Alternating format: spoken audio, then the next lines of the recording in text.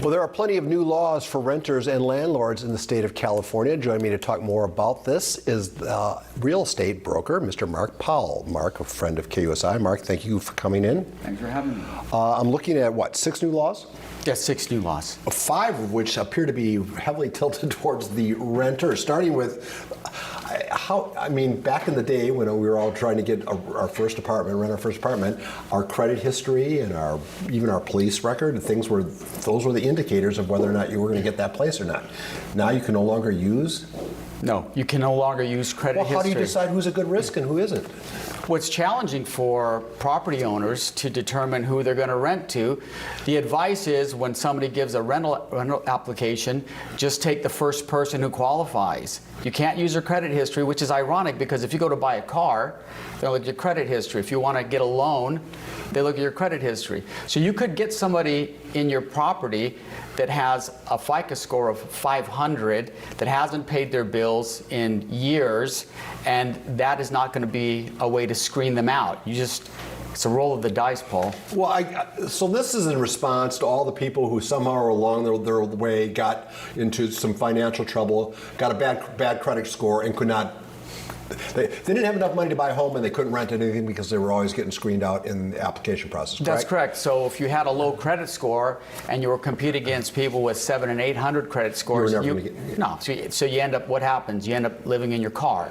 Well, was there a better solution? I mean, how about if you said, okay, you're just going to take you an extra 2 or 3 months worth of deposit? There's always a better solution, but this is government working at its best. Well, yeah, but they seem to have it out for fast food operators and for landlords. Why would you want to be a landlord now? Like, tell me about. Well, this one's kind of in favor of the squatters and trespass letters extended. Can you talk a little bit about that?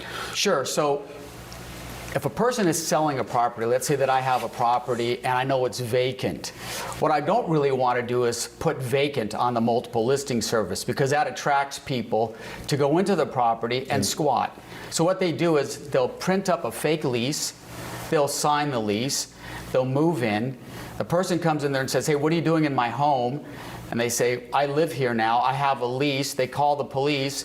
It's a civil matter, it's not a criminal matter. So you can write a letter to the police department saying, hey, this is vacant. And that was a trespass letter, a 602 letter. It lasted for a month. Now it lasts for a year. So with that letter, they don't have to go through the eviction process. All right, so score 1 for the landlords there. But then we were talking about security deposits. This puts AB 12 puts a limit on how much you can ask people to put down on their apartment, correct? Right. So you can only do 1 month's security deposit, and that can't be greater than what the current rent is. But there is some caveat to it. If a property owner only owns 2 properties, and that doesn't account for the number of units, so it's 2 properties and no more than 4 units, they're exempt. So if I have 1 house I want to rent, I can still charge that security deposit.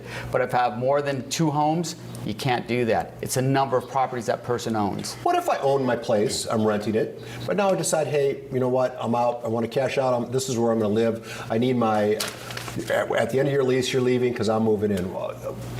Okay. How about those people? That's a no-fault eviction, so you can do that, but you have to sell the house. If you don't sell the house, then you're going to have to leave it vacant for a couple of years. Like, you can't just say I'm going to sell it and not have it listed for sale and just move somebody out and then 2 months later go. That's un-American. I mean, explain that to me. Well, this is an attack on private property rights, and we see this happening all over the place. There's some other weird laws.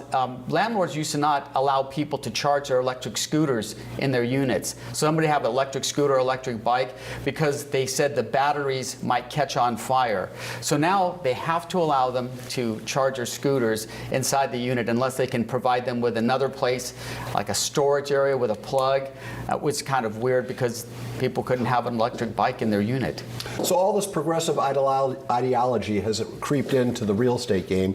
What's the incentive of being a landlord? I mean, it's getting challenging. So what we found is that a lot of the landlords, they're selling their properties, they're taking their rental properties off the market. And San Diego has some of the highest rents in the nation. I mean, look at it, it's almost $3,000 a month for a 2-bedroom condo. So landowners they're selling their units, 1 less home to rent, they're cashing out, and they're just getting out. And a lot of them, a lot of them are moving to Mexico. It's a kind of a reverse of people coming across the border here for better life. People are going to Mexico now for better life. The law of unintended consequences, we didn't think it all the way through it once again.